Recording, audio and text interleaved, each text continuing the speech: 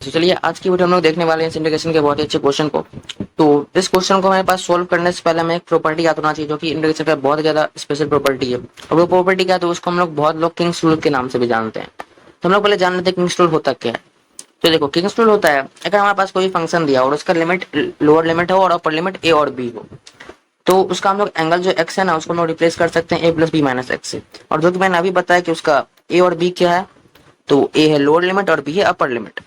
तो वैसे ही हम लोग आप किंग्स प्रॉपर्टी अगर यूज करें तो यहाँ पे देखो x को हम लोग क्या रिप्लेस करेंगे ए प्लस बी माइनस एक्स से, और ए यहाँ पे क्या है 0 प्लस बी क्या है पाई बाई 2 और माइनस एक्स, यानी कि हम लोग पाई बाई 2 माइनस एक्स से एक्स को रिप्लेस कर देंगे।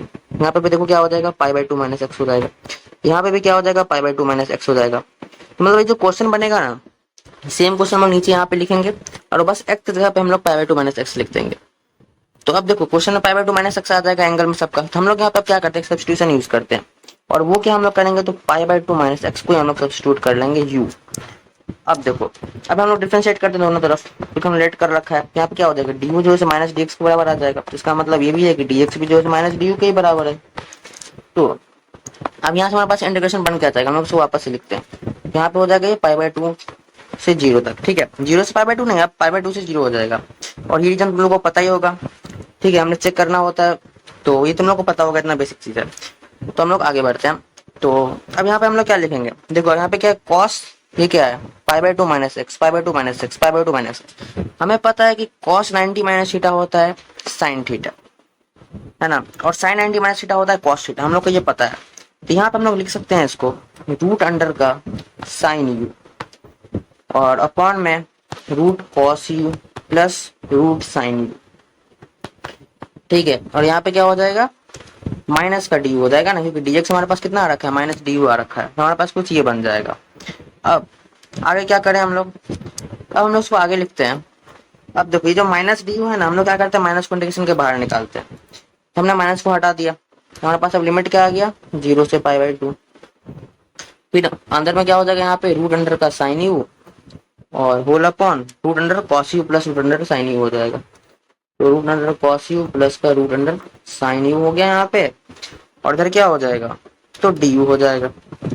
अब अब हम लोग यहाँ पे देखो हमारे पास टर्म क्या है यू में दिया है। अब इंटीग्रेशन का ये भी प्रॉपर्टी होता है कि देखो हमारे पास एंगल जैसे कि यू है, तो हम लोग अगर चाहें तो इसको हम एक्स में बदल सकते हैं, मतलब हम यू की जगह एक्स लिख सकते हैं। ये इंटीग्रेशन का प्रॉपर्टी होता है और इसमें हमारे पास आंसर पे कोई फर्क नहीं आता है, इसलिए हम लोग यू को एक्स भी रिप्लेस कर सकते हैं।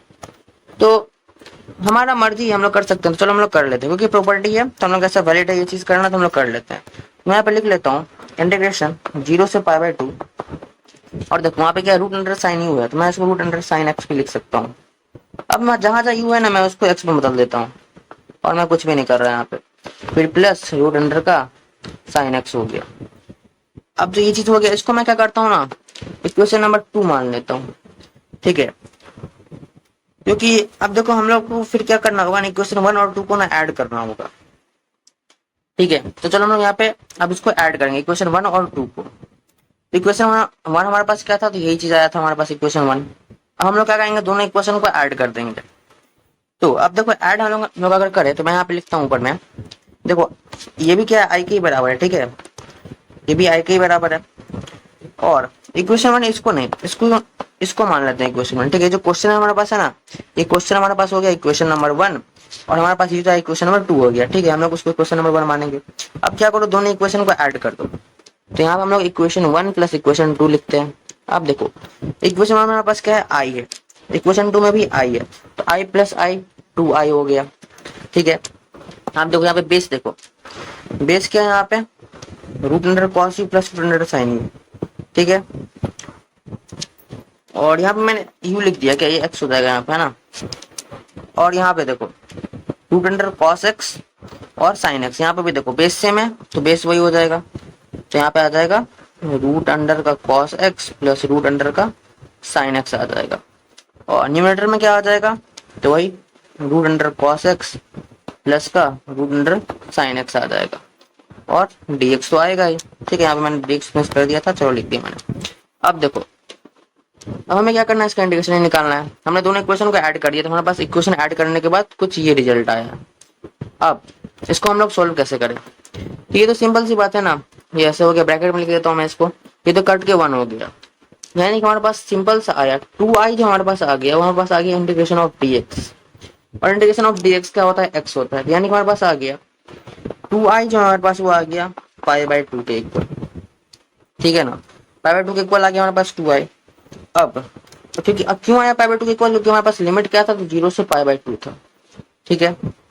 तो अब देखो लिमिट नहीं भूलना है ना, लिमिट क्या हो जाएगा π/2, 0 से π/2 ही होगा, तो 2 हमारे पास π/2 के इक्वल आ जाएगा, क्योंकि x का तो 1 होता है इंटीग्रेशन, और 1 के जगह पे अगर तुम लोग ये रखोगे π/2 और फिर -0 तो π/2 ही होगा। अब वैसे भी वो तो सीधा 1 आएगा, तो हम लोग सीधा उसको π/2 रख सकते हैं।